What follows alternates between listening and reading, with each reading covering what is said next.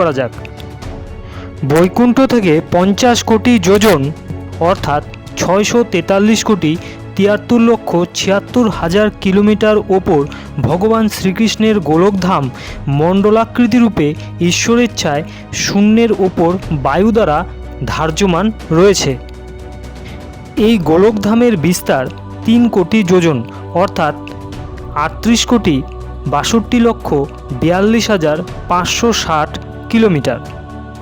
পুরাকালে পৃথিবী দুষ্ট দৈত্য দানব নর ও নরপতিদের অত্যাচারে অত্যন্ত দুঃখে বিষাদগ্রস্ত হয়ে গৌরূপ ধারণ করে অনাথার মতো কাঁদতে কাঁদতে ব্রহ্মার কাছে গেলেন এবং নিজের বেদনা নিবেদন করলেন।